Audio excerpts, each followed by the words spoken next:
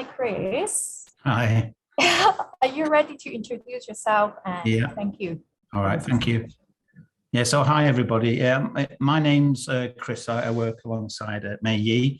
So I've worked in the property industry now for over 12 years. I'm very passionate about property and also as well about helping others to find the right property for them. So we've helped many Hong Kong families move over to the UK. Many families have many different budgets, different requirements. The requirements could be the best quality of life for them and the family, a speedy commute, or it could be top schools. So the things what we found, what are mainly we discuss with our clients, the things they want to consider more than anything else. It could be the actual house prices in the area, the actual budget, the crime in the area, if there's any flooding, the transport network, of course, schools, job opportunities, lifestyle, and also as well the type of property. So I thought I'd just briefly discuss all these and we can just go through each individual one. So as you may be aware, there's many different types of property within the UK. You have a terraced house, for example, which is a row of houses, we're all connected and they all share the same side walls. Now they're generally the cheapest property within the UK. You then have a semi-detached property, which is two properties attached to each other and they just share the same inside wall. You then have a detached property, which is generally more expensive than a semi-detached as well as terraced. They generally have larger homes as well as in more rural and suburban areas. Then you also have what we call a bungalow. So a bungalow is a single-story property. They typically can also have windows in the roof, which is called a dormer. But what we found is some of our clients have been looking at bungalows because it's good for the elderly. So if you bring in an elderly relative along with you, because it's a single floor, it's a lot easier for them to get around the actual property as well.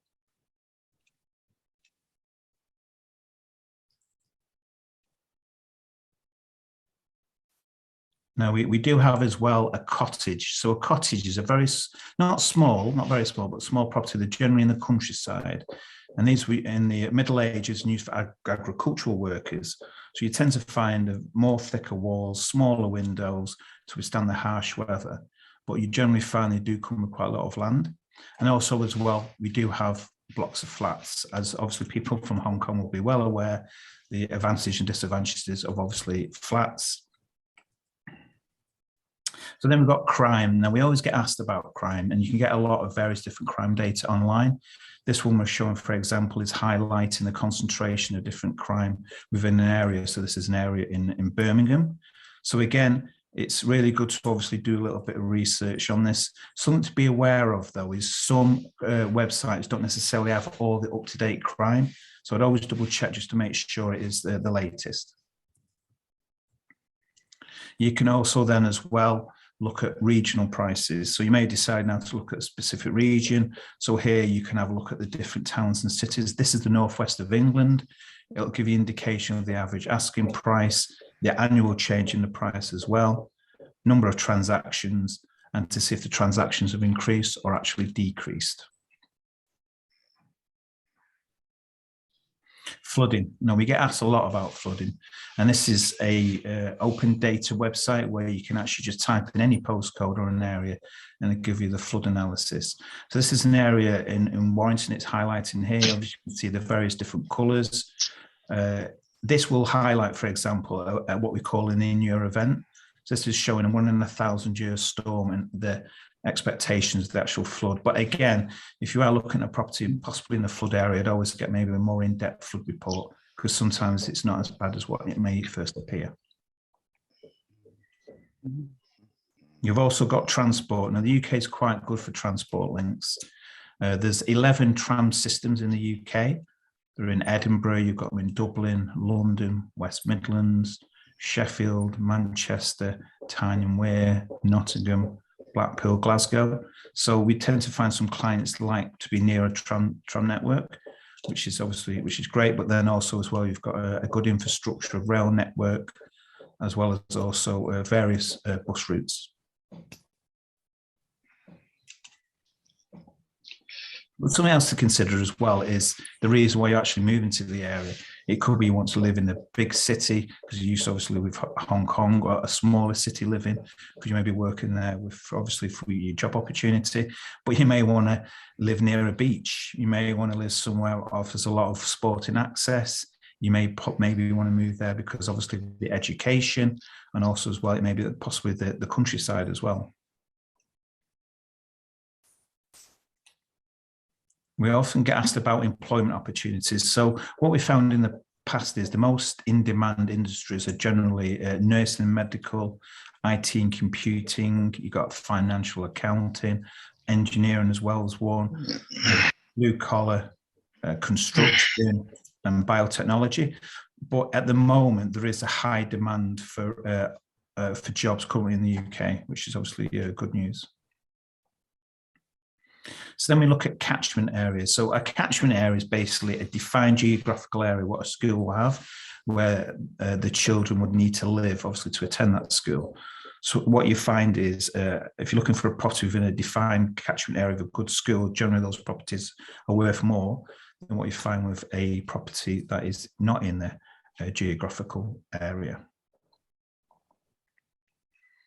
But a lot of Hong Kong people be aware of this website called Locatring, which is a really good website. Gives you an idea about Ofsted ratings. It gives you an idea about admissions, if it's oversubscribed, GCSE results. Also, as well, it gives you an indication of the actual distance of the catchment area. So you can see here, this is a high school in Chester called Crystal High School, very good high school. And their catchment area is 2.53 miles. So you'd assume that if you lived within the green, you'd attend the school.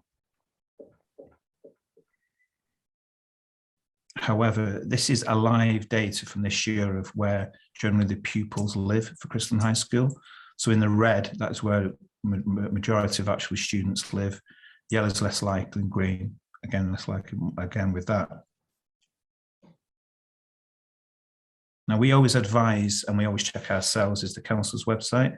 So this is the actual defined catchment area for this Crystal High School. You can see it in the blue lines there, in the similar shape to the last slide. So if you don't live in that area, the chances are that you will not get in. So we always advise, if you are doing your research, Locatring is really good, gives you a good idea about the actual distance, but always check the local council website as well. Not all of them will have it, but just make sure you do check it just to ensure that you cover them, your child will get into that school. So you've done all your considerations now. You know, obviously, about the house prices. You looked at the crime type of property. Now it's the time to actually search for that property in the UK. So the most common way people search in the UK as well as overseas is what we call web portals or property portals. The three most common, the biggest one is Rightmove, then you have Zoopla, and then you've got On the Market, but there is other ones also consider as well. Now you found your house, and I just want to explain the differences with purchasing a house in the UK compared to obviously Hong Kong. So the process of transferring legal ownership from the seller to the buyer is known as conveyancing in the UK. So you need a solicitor or a conveyancing professional to do the conveyancing for you. The seller and buyer each pay their own legal fees for the conveyancing. Once the price has been agreed with the estate agent, then the estate agent will create what we call a memorandum of sale. This serves a similar purpose through a provisional agreement for sale and purchase, or a PASP in Hong Kong. But it's not legally binding. That's the main thing to think about. You do not have to pay a deposit at this stage, although you may have to pay a reservation fee at this stage if you were purchasing a new build property. Once your solicitors have checked everything, they will do what we call a exchange date. So this is known as formal agreement for sale and purchase. You need to pay a non-refundable deposit. Now, there's two different types of property basically in the UK. You've got freehold and you've got leasehold. So a freehold property is basically you own the property, but also the land on it. The leasehold, again, you obviously own the property, but the lease is right to occupy the land from the freeholder. So you would have to probably pay a leasehold fee on a yearly basis. It may not be a large amount, but it's something obviously you need to be aware of. Stamp duty. So stamp duty or stamp duty land tax, we call it abbreviation of SDLT, is a tax payable by buyers on UK property. stamp duty is payable as a percentage of the sale price.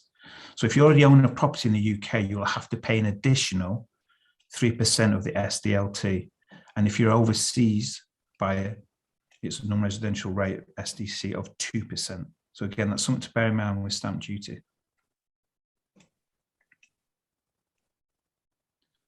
Other potential costs as well is council tax. So this is an annual charge from our local council services, similar to the government rates in Hong Kong.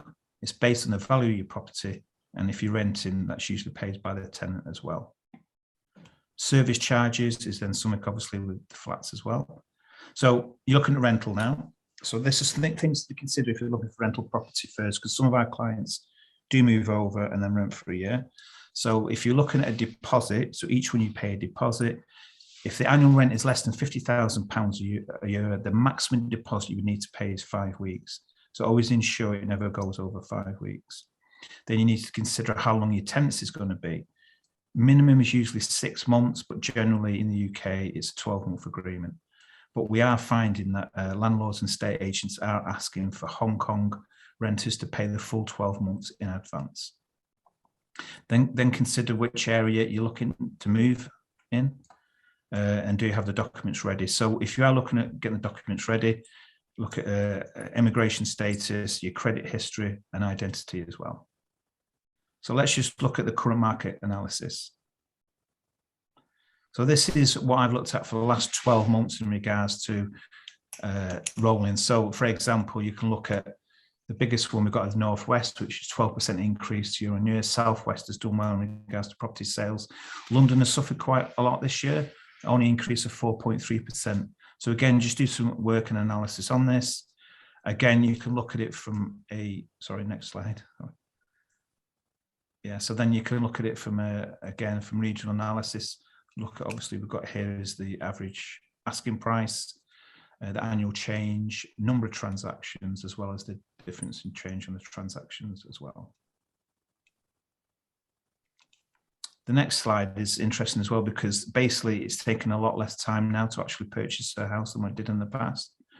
So as you can see now, it's 36 days. So again, if you are planning to come to the UK, I would expect, if you're overseas, to expect a quick sale. And then from there, then obviously just make sure you plan yourself properly to ensure that you've got the funds in place or a mortgage in place when you're looking at purchasing. And then the rental market.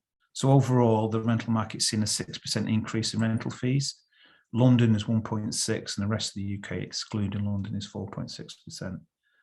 On average, a rental now is 15 days, and your average rent is £968 per month.